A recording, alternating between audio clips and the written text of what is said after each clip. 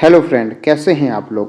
आप सभी लोग जानते होंगे उत्तराखंड के ज्योतिष मठ प्लेस को।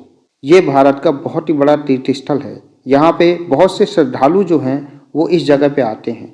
इसी के रिलेटेड एक न्यूज़ निकल के सामने आ रही है कि उत्तराखंड के ज्योतिष मठ को डिक्लेयर कर दिया गया है अनसेफ फॉर लिविंग, क्योंकि यहाँ पे जो घर हैं वहाँ पे इस समय बहुत से क्रैक्स आ रहे हैं, जिसकी वजह से वहाँ के जो लोग हैं उनके लिए खतरा बन सकता है। इसीलिए गवर्नमेंट ने इसको अनसेफ फॉर लिविंग डिक्लेयर कर दिया है। ये आप देख सकते हैं कि यहाँ पे बहुत से क्रैक्स आ चुके हैं, जिसकी वजह से यहाँ के लोगों के लिए ये जो घर हैं बहुत अनसेफ हैं। यदि हम इस जगह की बात करें तो यहाँ पे कम से कम 600 जो विलेज हैं वहाँ पे ऐसे क्रैक्स देखने को मिलते हैं। इसीलिए यहाँ के लोगों से साफ कहा गया है कि आप लोग इस जगह को छोड़ के चले जाएं, क्योंकि ये जो प्लेस है वो अनसेफ है ह्यूमन बीइंग के लिए। इसीलिए पीएम मोदी भी इसको पर्सनली मॉनिटर कर रहे हैं, क्योंकि ये जो प्लेस है ये चाइना बॉर्डर के पास है और इस वजह से यहाँ पे जो भी एक्टिविटी हो रही है इसकी प्रधानमंत्री जो हैं उसको मॉनिटर कर रहे हैं। यदि हम ज्योतिष मठ के लोकेशन की बात करें तो ये उत्तराखंड के चौमेली डिस्ट्रिक्ट में आता है और इसकी जो पॉपुलेशन है वो 16,000 के लगभग है। और यहाँ पे गिरवाड़ी और हिंदी ये ऑफिशियल लैंग्वेज यहाँ पे बोली जाती हैं।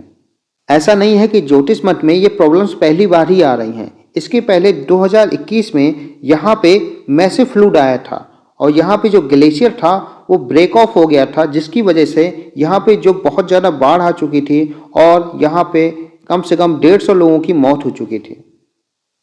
और ये जो ब्रेक हुआ था ये नंदा देवी जो ग्लेशियर है उसकी वजह से हुआ था। उससे जो हिस्सा है टूट के यहाँ पे गिर चुका था, जिसकी वजह से यहाँ पे बहुत ज़्यादा फ्लूड आ गया था और बहुत से लोगों की इसमें जान चली गई थी।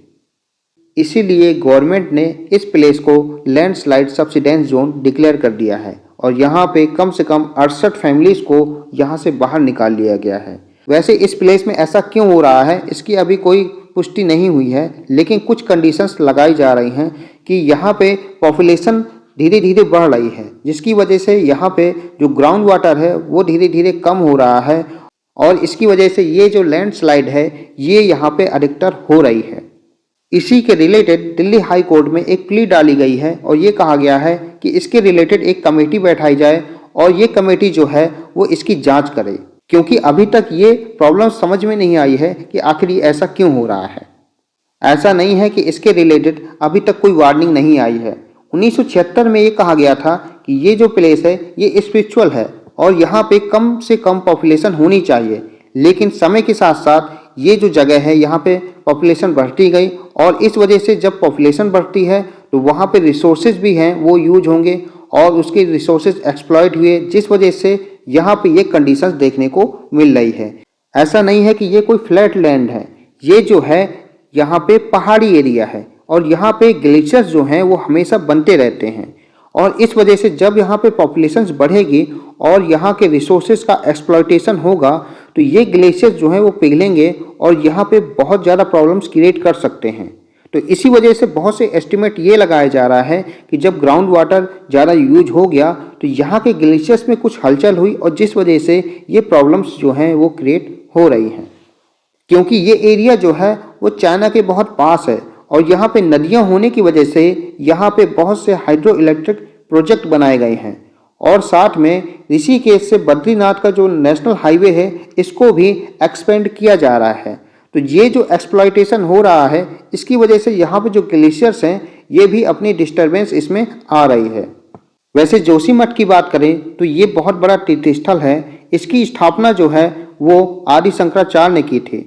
यहाँ पे बहुत प्रसिद्ध एक मंदिर है जिसे नरसिंह देवता कहते हैं। ये आप देख रहे हैं ये नरसिंह देवता का मंदिर है और इसकी स्थापना भी आदि शंकराचार्य ने की थी।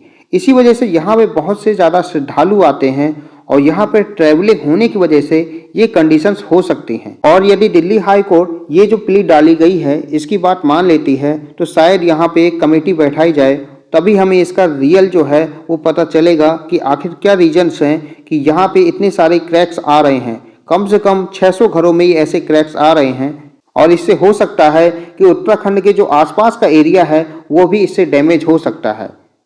इसीलिए गवर्नमेंट को भी यहाँ पे रिसर्च के साथ यहाँ पे कोई भी डेवलपमेंट करना होगा, चाहे कोई सा भी यहाँ पे हाईवे बनाना हो, चाहे कोई सा भी इम्प्रूवमेंट हो, उसको बिना रिसर्च के यहाँ पे नहीं करना चाहिए, क्योंकि ये एरिया बहुत सेंसिटिव है। आई होप आपको ये वीडियो पसंद आया होगा। प्लीज़ इस वीडियो को लाइक करें, सब्सक्राइब करें, शेयर करें और हमेशा अपना ध्यान दें। खुश रहें। धन्यवाद।